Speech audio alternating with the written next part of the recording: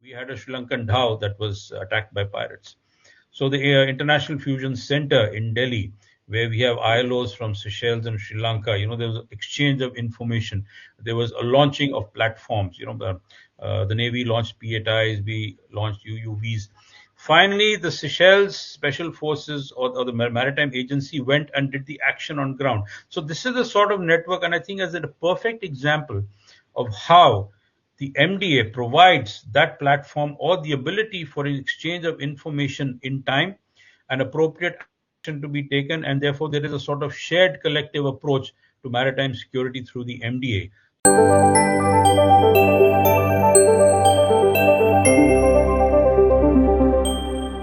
Greetings, listeners, and welcome to our second episode of our podcast series, Reimagining the Bay of Bengal, presented by Asian Confluence. And I'm your host, Neeraj. And today we are shifting our focus to our strategic waters of the region, examining the critical role of maritime security in fostering connectivity and stability. So, in this particular episode, we are dwelling into building maritime or domain awareness capabilities in the Bay of Bengal and the wider Indo-Pacific. So, as always, we'll unpack this through 5 thought-provoking questions designed to spark clarity and inspire conversation. And we are very lucky today that we are joined today by Captain Sarabjeet Singh Parmar, an alumnus of National Defence Academy and Defence Services Staff College with over 35 years in the Indian Navy. He has held several key roles, including Joint Director Naval Plans, Directing Staff at DSSAC, Research Fellow at IDSA, focusing on South China Sea and IOR issues. And also, he was a part of team revising India's maritime security strategy in 2015. He was also a formerly executive director and senior fellow at the National Maritime Foundation, and right now he serves as a distinguished fellow at the Council for Strategic and Defense Research and the Center of Military History and Conflict Studies at the USI India. His expertise spans Indo-Pacific maritime strategy, piracy, HADR, and international maritime law. Captain Parmar, it's an honor to have you with us. Thank you, Neeraj. It's wonderful being on the platform and seeing you after, I think, a couple of months, perhaps. Yes, sir. Thank you so much. So let's jump right in. And just to begin this conversation, let's clarify the basics for our listeners. So, what exactly do we mean by maritime domain awareness and why it has become so important for maritime security in the Indo Pacific today? Over to you, sir. So let's take a step back and look at maritime security first. So, over a period of time, the very essence of maritime security has expanded from what it used to be at one point in time. And let me take a step further back. From naval power, we graduated to sea power, and now we're looking at maritime power. In a similar essence, maritime security has expanded from the old traditional realm of threats to with an increase in hybrid and non-traditional threats that require multi-nation working together to address the challenges and risks that emanate from the maritime domain, and this is where maritime domain awareness steps in. And maritime domain awareness itself is a very complex subject, and I always argue the case that where you have difficulty in defining a term, for example, like maritime security or even MDA for that matter, or even say blue economy, it's best to treat it as a concept. And so, therefore, when you look at MDA, there is no internationally recognized definition, though most of the definitions have a lot of convergences. And therefore, just to give you an example, the IMO defines MDA as the effective understanding of anything associated with the maritime domain that would impact the security, safety, economy, or environment. So you'll see these terms of security, safety, and economy and environment will continuously come in. But here it says anything associated, which means that it's the door is open for anything. The US adopted the same definition and amended it to read as the impact on the security, safety, and economy or environment of the US, making it more, with a nationalistic approach, which other nations also do. And Australia defines MDA as the effective understanding of anything associated with the maritime domain. Again, that could impact security, safety, economy, environment of a nation. Japan's approach to MDA is a basic plan for the ocean policy MDA, an efficient understanding of situations associated with the oceans, while bearing in mind how to handle the effective collection consolidation. And it's a little longish one, but again, it talks about that contribute to maritime security ocean environment protection, marine industry promotion, and science and technology development. They sort of expanded the ambit. As far as India is concerned, the unclassified strategy document of 2015, which I was a party to, and we sought to define what we meant by MDA. And so we put it down as that MDA is an all-encompassing term that involves being cognizant of the position and intentions of all actors, whether own, hostile, or neutral, in all dimensions of a dynamic maritime environment across the areas of interest. The bottom line is that essentially we should know who is where and doing what, so that appropriate action can be taken. And this is specifically a convergence point we have with the network of fusion centers, and which we will discuss a little later on, as to who will do what, who has the responsibility, who is the nearest. And there are enough examples in the IOR itself that give that, and I'll cover that a little later. So therefore, networking is important. So when you look at MDA and maritime security, obviously, we can say that MDA is the bedrock in which most maritime actions collectively would take place, and therefore there is the essence of sharing of information, address common national non-traditional threats. Just to give you an example, when what I call Piracy 2.0 came up, when the Houthis started their actions in the Red Sea around 2 years back or so. So in January of, I think, 24, we had a Sri Lankan dhow that was attacked by pirates. So the International Fusion Center in Delhi, where we have ILOs from Seychelles and Sri Lanka, there was an exchange of information. There was a launching of platforms. The Navy launched P8Is, we launched UUVs.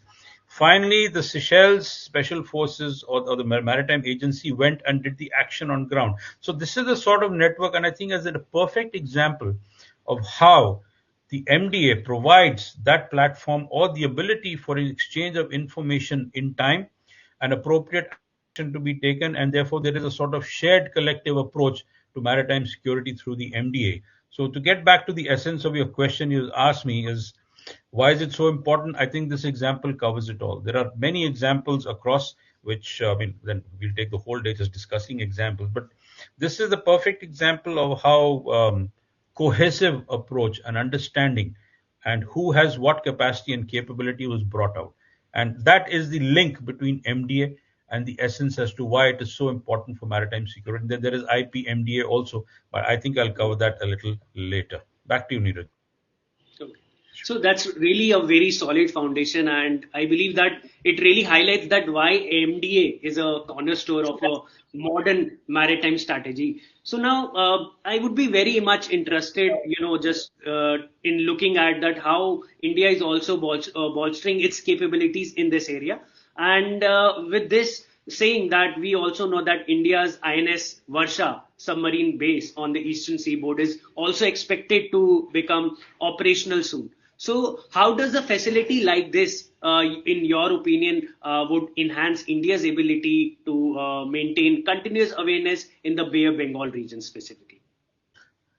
Sorry, Neeraj, let me address the issue of calling it, INS Varsha, and I hate to burst the bubble on many people who have looked at it in that way. It is called Project Varsha. When you prefix INS, Indian Naval Ship, as we call many of our bases, they're all Indian Naval ships, it means that it has the government sanction. There is a sanctity to the word INS, but this is Project Varsha. It's not a commissioned unit. Whether it gets remained named as Varsha or not is a separate issue. So let me give you some interesting background. In that region where south of Visakhapatnam, where the base is coming up, there are very two small rivers, Varaha and Sharda. Varaha, and don't go by the Sharda and Varaha which we have in North India. These are local rivers named Varaha and Sharda. So Varaha is a seasonal river. It fills up with water during the monsoon season, and the worst cases it may run dry during the dry seasons. But you take the VAR of Varaha and you take SHA of Sharda. That is how Varsha came about, because this area is sort of between both these two rivers. And apart from the naval base which you have referred to, this whole area, which is quite huge, I believe, I don't remember the area, there's a lot of other infrastructure that will come up. It will be infrastructure for accommodation, for logistics, for armament related and technical support issues will also come up there. So one is that the base itself will have a name. Whether it becomes Varsha or not is yet to be seen. There's a methodology of naming bases and ships in the Navy. It's an interesting process. And when you look at base establishments, the general approach is that you name it after a certain historical kingdom or a historical connect of that area. So you have Sarkars in Satavahana in Vishakhapatnam. You have Kadamba in Karwar, which is named after the Kadamba king. So my best bet is that Varsha may not come about. It may have some other name, but this is Project Varsha. And getting back to the question you asked me, was you must remember it's a submarine base. So therefore, the focus is on the high deterrent value that will flow from this base through our nuclear boats, which the projects and the ship and the submarines are slowly being commissioned, and we are now looking at SSNs, and we are one of the unique navies who looked at SSBNs first and then SSNs, but that was our requirement. Back to the strategic value, so the deterrent value which we hope to come out to emanate from here. Having said that, but if you look at the MDA aspect, submarines have their own methodology, and whatever information we get from the submarine is generally after the submarine returns for reasons of stealth and the submarine not disclosing its position unless it's very urgent. But if you're going to connect MDA to this base, then we need to look in the future, and sorry, that's what the Navy will tell in time as to what all other assets are we going to base that will help build the MDA. And just to give you an example, since this is a submarine base, let's talk about UUVs. So there is a project on, and we are looking at an XL UUV of around 20 tons. I think it's called Jal Kapi, and there is a lot of civil organizations and startups who are working with the Navy and other agencies. So therefore, the surveillance, monitoring, and reporting, if it is to emanate from this space, then it will come from assets who are meant for that. Like give you the example of UUVs. Whether we set up our own surveillance chains and where will that reporting center be, all that will come in. So the linkage of, say, perhaps the base at Project Varsha directly to MDA right now is a bit premature, but yes, most certainly it can be used. But that is, I think, a little bit in the future.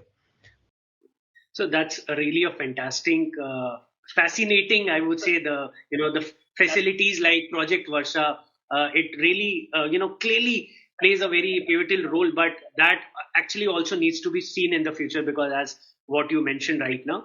But as we are also seeing a very growing presence of Chinese, I would say, quote unquote, scientific research vessels, across the Indian Ocean. So, how should India interpret this kind of a trend? And we have seen this kind of a challenges keep on happening in the India's maritime security area. So, how does this kind of a challenge it poses a threat to the MDA framework? I wouldn't say it poses a challenge, but because the MDA network is meant to, as I said, who is doing what where.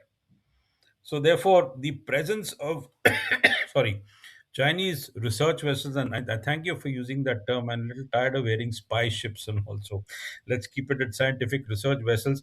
Let's put it under two main domains as far as India is concerned. One is undersea mapping for underwater operations. And we know that it's an ongoing process. Many nations across the world do the same. The other is the presence in the Bay of Bengal specifically to monitor our missile firing. So, whenever we declare a missile firing zone and we focus it in the Bay of Bengal, we have seen that there has been a presence of Chinese research vessels or an increase in number. I think the last time we had around 2 to 3, which is an indication that we do have China worried. So I think that's an advantage we have. And the mere fact that we know where they are, we follow them, we monitor them. And there have been instances I'm given to understand that we have asked them to leave our maritime zone, specifically the EZ, based on UNCLOS. So therefore, it's not a challenge for the MDA, but I'm saying the MDA has been proven that we know where they are. The moment they cross the Malacca Strait, they are under surveillance. So that is a proof that the MDA framework or the national MDA framework which we have and internally within the Navy is working, and therefore we don't let them out of our sight. But let me get back to you on the specific question you asked. So about mapping. What is the advantage a submarine has? One is stealth, therefore it remains undetected. How does it remain undetected? Is if you know the places where there is depth, where there is that particular what you call the temperature gradient, that is an advantage to the submarine, and therefore the chances of being detected are less. and that is a big safety factor insofar as SSBNs are concerned. But given the range of missiles, I mean, any SSBN coming into the Indian Ocean region, perhaps to target whatever targets they have in mind there, would mean that the missile ranges are small. And I always say this: the day we can, threaten Beijing from the center of the Bay of Bengal, providing adequate protection to our own SSBNs, our deterrent value would have reached a certain peak level, which we are looking at today. And so, therefore, we have them worried. So, they are looking at mapping mainly for perhaps conventional submarine operations, even their nuclear boats. But also, let's look at the deployment of UUVs. So, if you look at the manner in which China is developing its UUVs, the sizes, small to big XL UUVs, and therefore, the advantage would be to them if they know where to place them so that their detection is difficult, if not impossible, in a way. And therefore, China is engaging with nations under UNCLOS, which provides provisions for marine scientific surveys or marine scientific research.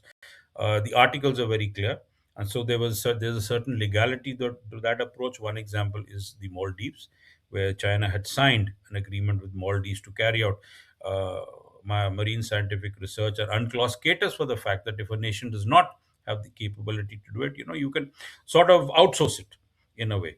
And so, who's the biggest benefactor is China in a way. So, they come, they engage with nations, and they do this marine scientific research. They carry away data. So, therefore, it is mapping. That perhaps is, I think, is a challenge and risk that we need to look at. So, the question is that the thing is that when we monitor these scientific research vessels, we have a good idea as to which area they're mapping. So, in a way, it sort of tells us that, this is the areas where they may perhaps like to deploy submarines. Not that they will, but it reduces the area for searching initially. So that is the challenge, to identify where the submarines or the UUVs, whenever it deploys, where will they come, and if the MD, and let me now introduce UDA here, since you are talking about the underwater domain, and the UDA. Now, that is not as open as MDA for a variety of reasons, that nations are hesitant to share the sort of information they have, given this, that nobody would like, no nation, even strategic partners, as to where the submarines are and how they're operating. In an alliance, it may work, but I'm not sure for in a strategic partnership how far that would go. And so, therefore, there is the issue of national interests, and also the issue of sovereignty. Is that UNCLOS covers that submarines in your territorial seas are supposed to sail on the surface with their flag showing, so you can identify it. But the moment you are out of the territorial sea, all that vanishes. So there is an issue of sovereignty, there's an issue of security. But I think that a time has come for us to look at the UDA in a more comprehensive manner. Perhaps not look at it under, that's my argument, not look at it under the realm of MDA. Let it be a standalone issue. And the white shipping agreements which we have under the MDA, maybe have a little different framework for UDA, with um, limited handshakes with nations who are willing to perhaps share that information in the underwater domain. And this is an area that is still being explored. And I think that's where I'll stop for right now. Neeraj, back to you. That's really a very sobering perspective, and I would say that it really underscores that what is the need of vigilance in interpreting such kind of activities in the Indian Ocean. And now coming to my next question, as we know that there are a lot of illegal, unreported, and unregulated fishing, which is increasingly, affecting the local fishing communities across the region. So my question is that can surveillance and monitoring tools that are originally developed for military use can be adopted to address these kind of challenges without over militarizing the maritime space in this region? Over to you, sir. So that can be done. So, the collection of information, whatever surveillance means you have or monitoring tools you have, that is information.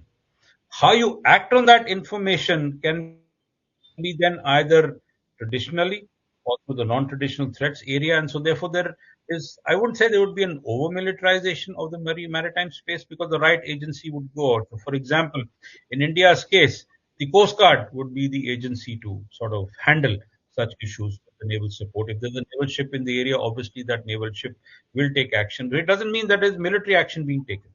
You are acting in accordance, especially example of India I can give you, then you're acting in accordance as per your MZI Acts of 1976 and 1981 that refers to fisheries.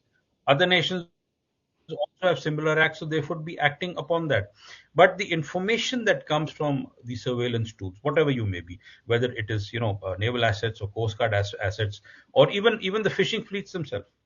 So after 2008, after the attacks on Mumbai, the coastal communities were sensitized as to you see something which is not right, please let us know and we will take action accordingly. So aura of channels in which your information will come, that will have to be filtered, and that's what the fusion center will do.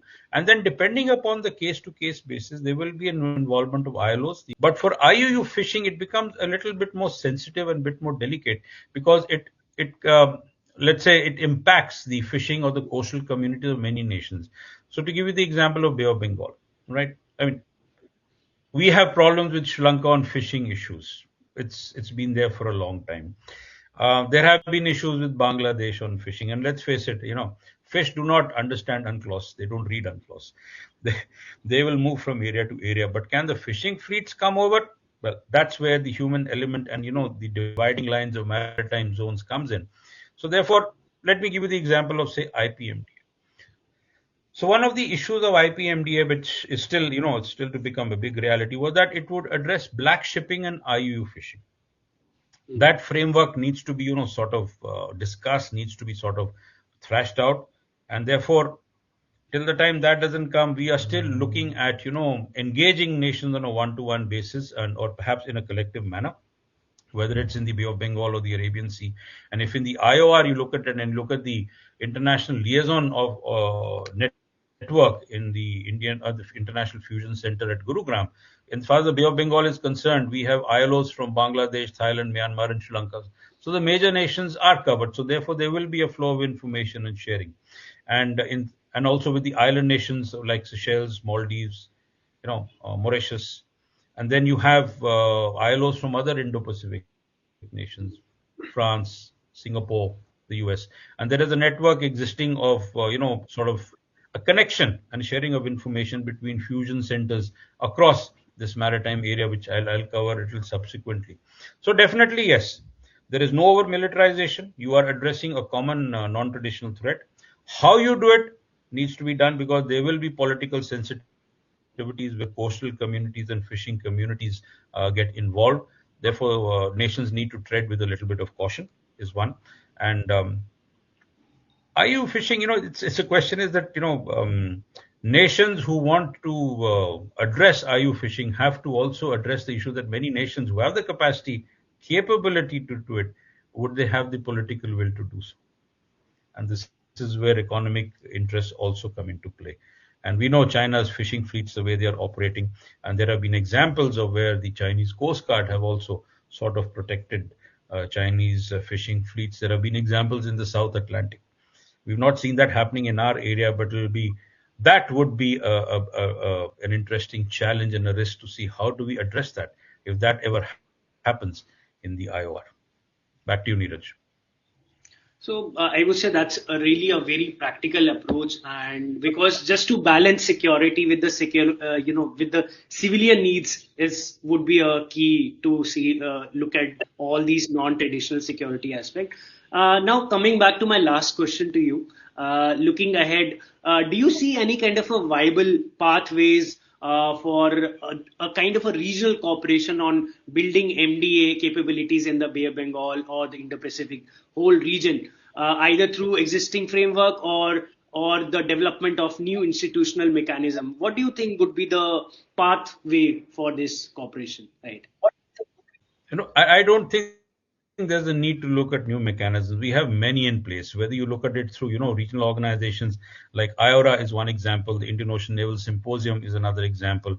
BIMSTEC itself is another example, though MDA doesn't figure too high on the BIMSTEC discussion platform. Hopefully, it should get included. We are still looking at maritime security from the lens of terrorism and connectivity, and India is the lead nation in that. So there are enough. I think it must be understood that for a regional cooperation, whether you're looking at the IORA or the Indo-Pacific, there has to be a maritime security multilateral cooperative mechanism. So we have, for example, we have in the Pacific, you have, I think, you have one in one, the a fusion center in one of the island nations, in Kiribati. I don't remember exactly now. You have one in Japan, you have Singapore, you have India, you have the RCOC in Seychelles, and you have the fusion center in Madagascar. So you see that there is a network already existing, but there are certain, gaps. For example, I've been, saying this for some time that perhaps Australia should look at a fusion center. And I'd also suggested at some discussion that it should be in Perth. Or if since Australia is such a huge nation, perhaps one on the western coast and one on the eastern coast, so that the whole area gets covered. And so the southern Indian Ocean region, which is huge, and do remember, Neeraj, that the realignment of SLOCs or ISLs due to the Red Sea issue is seeing shipping coming through now the southern Indian Ocean, whether it exits the Malacca Strait or Sunda and Lombok. So wherever you have a realignment of SLOCs or you have new SLOCs coming about, the attendant maritime security risks and challenges and threats will accompany, whether you like it or not. So the southern Indian Ocean region, which was more or less, I would call an ignored space because it wasn't that high or didn't merit that much attention because there was hardly any maritime security risks, is going to increase. So therefore, the question is, who are the nations who are willing to, set up, if not full fusion centers, but at least in a hub and spoke method where you have the capability of gathering information and feeding it to a fusion center through this network. All right. What is the capacity and capability of that nation to build that infrastructure that is required, absorb that technology? There are cost issues involved, there are trust issues involved. So this needs a cooperative approach. So that's why I said it has to be a multilateral cooperative mechanism. You don't need to invent anything. We already have things in place. We have white shipping agreements. For example, when IPMDA was being discussed, once, and it was also stated that once functional, that will enable nations to tackle maritime crimes, track dark shipping, and improve the ability to respond to climate and humanitarian events and address even IU fishing. And so this already exists, but the cohesiveness and the convergence approach needs to come in.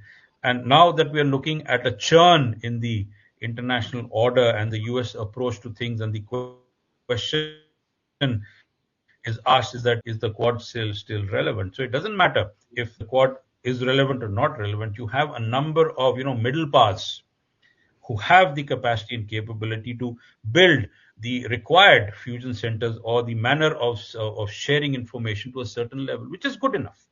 Then comes the issue as which are the nations who will actually take action on ground. There are enough examples. So that's why I said, if you have this hub and spoke, and the Australia also gets in, you have enough information flowing. We just to make sense of it and what needs to take action. And so therefore, you don't need new mechanisms. We have enough existing. And I think the middle paths need to get together. And just to name a few, and it's what I call the seven samurai. So let me start from west to east. So you have, let's look at the three quad first of all: India, Japan, Australia. You've got South Africa. Let's add that. Add Indonesia. Add Singapore. Add South Korea. You will get enough of these information flowing from these nations. Maybe get maybe Philippines and Vietnam on board, be on a case-to-case basis as is required. So the middle paths, to my mind, need to come together because we are the most impacted by this. We live here. This is our region. Our economies get impacted. Our security gets impacted. So whether you do it at the Quad level, whether you do it at the IORA, ASEAN, or BIMSTEC level, these nations need to act together and sort of build that capacity and capability, and then the true multilateral cooperative mechanism spirit, as far as MDA is concerned, will come about. UDA is a separate issue. We can discuss it at a later date, but I don't think we should mix up the two, UDA and MDA, and that's my belief.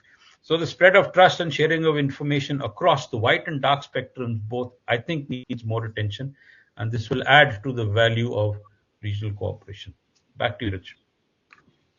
That's really an optimistic and strategic view, and I would say that cooperation could indeed, transform the region's maritime landscape with this view if we keep it in mind. So, what an insightful discussion, Captain Parmar. Thank you so much for your expert perspective on building MDA in the Bay of Bengal and beyond. And to our listeners, we hope this episode of Reimagining the Bay of Bengal has deepened your understanding of maritime security challenges and opportunities. So just stay tuned for our more discussions on the forces that shaping this vital region. Thank you so much.